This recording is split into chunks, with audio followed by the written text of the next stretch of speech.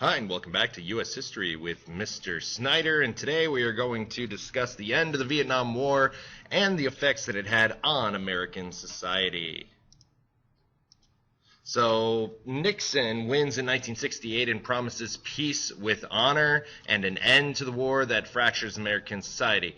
He does begin to withdraw American troops, and the Vietnam War finally ended, but the impact of the war endures for a long time, even 25 years plus. As the nation recovers from the war, Americans begin to re-examine the struggle against communism, the power of the presidency, and America's role in the world. So ever since the war began, or ever since not since the war began, but the middle part of the war, we've been trying to end it with peace talks in Paris between the United States and North Vietnam. But at the beginning, they couldn't even, people joke that they couldn't even decide on the shape of the table that they were going to meet around, because they began in 1968 and they remained deadlocked until 1972. Nixon kind of foolhardily believes he can break the impasse that's going on beginning in 1969. South Vietnam and the United States, what they want is all communist troops out of Vietnam and all prisoners of war, or the POWs, returned. North Vietnam wants an immediate American withdrawal from Vietnam and a formation of a coalition government in South Vietnam that includes representatives from the Viet Cong, who are the communists in South Vietnam. North Vietnam is not going to compromise because they still think they can win the military war going on, and South Vietnam would not sign an agreement that compromises their security. So we remain at an impasse until 1972. Just a little bit about Richard Nixon. He comes from California. He was Eisenhower's vice president in the 1950s. He loses the 1960 election to JFK, remember? And his goal, remember, Johnson wanted to Americanize the war. Well, Nixon wants to Vietnamize the war, Vietnamization. It's Nixon's plan to withdraw troops from South Vietnam and gradually place more of the fighting role on the South Vietnamese army. We would still supply them, but we just wouldn't supply them with troops. And this is his way to achieve peace with honor. But instead, he does begin to withdraw troops, but in 1970, he actually begins to increase and widen the scope of the war. He's been doing secret bombing of the Ho Chi Minh Trail. Remember, the Ho Chi Minh Trail snakes over into Laos and Cambodia before coming back into South Vietnam, and it's a way for them to sort of get around U.S. troops and supply the Viet Cong. He secretly bombs Cambodia, and it's controversial because it widens the scope of the war when Nixon said he would end it. And he also wants to assist the pro-American Cambodian government there against the Khmer Rouge, which is the communist government in Cambodia that is supported by North Vietnam. And they'll eventually take over and just do one of the worst genocides we've ever seen in the 20th century. Colleges immediately burst out in protest when Nixon announces an invasion of Cambodia, because he promised he would end the war, and now he's widening the war into Cambodia. 4 million students closed down 450 college campuses in America because of this. Violent and nonviolent protests erupt across the country because of this invasion of Cambodia. And it's important to know that. It's important to know where this stems from. So the anger comes from widening the war, and it's because of the invasion of Cambodia. And right after this, in Kent State, not too far from Fort Wayne, Kent State, Ohio, Kent, Ohio, Kent State University, the students burned down the ROTC building on campus, which is sort of the symbolization of the army on the campus. And so the mayor begins to call in the National Guard to protect and restore order. These people begin to hurl rocks into the crowd.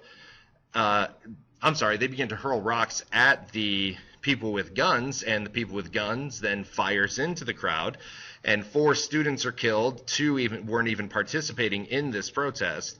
This attack divides America pretty much down the middle. Many support the National Guard for protecting themselves, and students can't just run wild and do whatever they want, but it does divide America.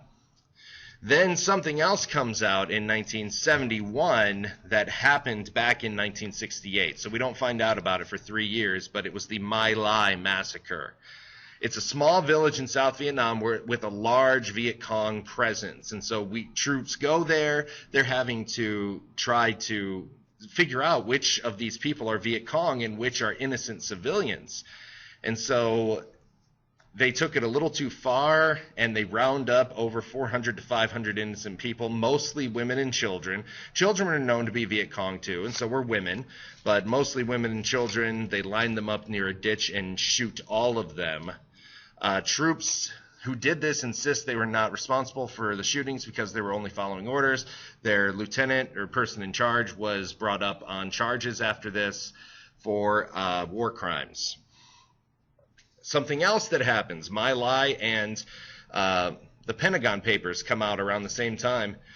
The Pentagon Papers is a government report that reveals basically our history in Vietnam, and that the Johnson administration and the three previous presidents even lied to Congress about our intentions in Vietnam. The original reason we were there was to contain China, if you remember containment back from Truman. This reveals that the U.S., we enlarged the scale of the war with secret bombings of Cambodia and Laos, and that we don't really have a plan to end the war.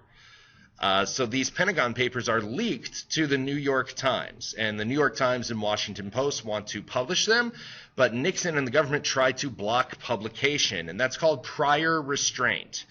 And prior restraint is censorship by the government before the expression has taken place. So they're saying, don't publish these. It's a matter of national security. And the Supreme Court actually rules against the government in New York Times versus United States, saying that prior restraint can't take place and that they are free because of the First Amendment and freedom of the press, free to publish these Pentagon Papers. Coming to the end of the war in October 1972, right before the presidential election, the U.S. and North Vietnam agree to peace. Nixon wins the re-election in November. Then soon after, North Vietnam refuses to sign the agreement. So Nixon renews bombing of North Vietnam in order to force them to sign. And this infuriates people in all three places, Congress, Beijing, and Moscow. And so finally, in January of the next year, the U.S. signs the Paris Peace Accords, which say that two things. They'll withdraw the remaining troops, and we get our POWs back. And in the next 2 years, with just South Vietnam fighting, they are overrun by the Viet Cong and the North Vietnamese army, and Saigon, the capital of South Vietnam, falls to the communists. And Vietnam finally, after decades and millions of deaths, are reunited under one flag, and Saigon is renamed Ho Chi Minh City, which it remains today. And that is the end of the war. Here's the human cost of the Vietnam War. You can see the service units on the left, the fatality category on the right, but overall 58,000 plus Americans are killed or missing in action during Vietnam. And you can see the amount of Vietnam War deaths. Americans were in the thousands. South Vietnamese were in the hundreds of thousands. Vietnamese civilians are upwards of 1 million to 2 million people killed in the Vietnam War. And those that predicted the domino theory were generally, in a limited sense, correct, because after we leave, South Vietnam falls to communism, then Laos and Cambodia all fall to communism. In Cambodia, we talked about the Khmer Rouge regime comes to power. They begin a genocide, killing over 2 million Cambodians who were either tied to the former Cambodian government or had ties to the West. The U.S. had misjudged the communist influence. We've talked about Johnson's monolithic view of communism. These communist takeovers are nationalistic, meaning they happen inside the country. This isn't happening from an outside influence like Beijing or Moscow. these troops, when they get home, there's a lot of bitterness about the Vietnam War. They heard about some of the things that some troops did there and kind of applied that to all Vietnam troops are not good. There's no parades, crowds, or bands for these people returning. Unlike the World War II veterans, they face indifference and even hostility from some Americans. 15% of these troops develop post-traumatic stress disorder, which becomes a disorder after Vietnam because these people were having such mental health issues. There has to be something wrong caused by Vietnam. They have nightmares, flashbacks, memory lapses. Thousands of troops turn to drugs, alcohol, and even suicide to deal with the pain of what they did there. And the economic costs of the war were $738 billion at the time in 2011 dollars. But then since then, we've had $270 billion in veterans benefits given out since then. And it still costs us an additional $20 billion per year for the veterans who are still living. A lot of veterans still of the Vietnam War are still alive. All of those figures are in 2011 dollars. Congress is angry at the abuse of the war powers by the president. Johnson, they handed their war powers to him in the Gulf of Tonkin Resolution. And the War Powers Act then repeals the Gulf of Tonkin Resolution and then also puts restrictions on the president's power to send troops overseas. And they say the president must report what he is doing within a certain amount of time, or Congress can pull the troops out themselves. And it's basically restrictions on the president's power to wage war, and it's rarely enforced, though. And that's the thing, is that Congress rarely enforces this, and they usually support the president when we need to send troops overseas.